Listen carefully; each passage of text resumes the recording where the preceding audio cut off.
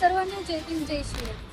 दलित वस्तीच्या निधीचा जो वापर चुकीच्या ठिकाणी केला गेलाय. चुकीच्या ठिकाणी म्हणजे जी अस्तित्वात नसलेली झोपडपट्टी आहे त्या ठिकाणी दलित वस्ती निधीचा वापर केला गेला. ह्या अनुषंगाने दलितांना जे आपल्या सेक्टर 8 मध्ये 3 नगर आहेत, संभाजीनगर, रमाबाई आंबेडकर नगर आणि दुर्गा माता नगर. ह्या तीनही नगरामध्ये अजूनपर्यंत कुठल्याही पद्धतीच्या सोयी सुविधा उपलब्ध नाही. ना तिथे शिक्षणाची सोय आहे, नागरिकांना गटाराची आहे, ना किती वेगवेगळ्या मूलभूत ज्या आहेत त्या सुविधा अजूनपर्यंत मिळालेल्या नाहीत. त्या अनुषंगाने आज मी हे पत्र आयुक्तांना दिलेलं आहे की येत्या 21 ऑगस्टला मी या ठिकाणी दलित वस्ती जन आक्रोश आंदोलन करणार आहे.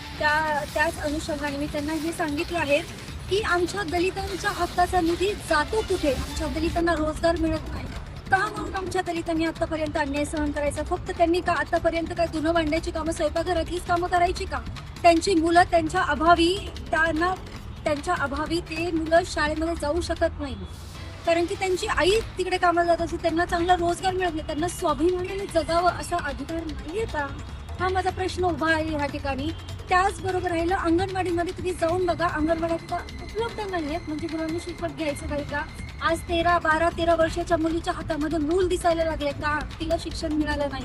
पण शिक्षण का मिळालं नाही? कारण की तिची आई विधवा झालेली आहे. तिच्या आईला घरदार सोडून स्वयंपाकाचे धुणं भांड्याची कामं करायला जावं लागतं. त्यामुळे त्यांना शिक्षणापासून ती मुलं वंचित राहिलेली आहेत. अंगणवाड्या नसल्यामुळे ते शिक्षणापासून वंचित राहिलेले आहेत. मुलांना स्कॉलरशिप मिळत नाही. त्याचबरोबर विधवा झालेल्या महिलांना सुद्धा कुठल्याही पद्धतीचा लाभ मिळत नाही. मग ह्यांना काय सांगा, त्यांना कुठली सोयी सुविधा मिळते का?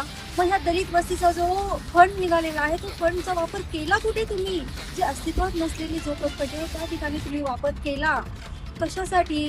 म्हणजे हे पैसे, हा निधी कुणाच्या घशामध्ये घातला?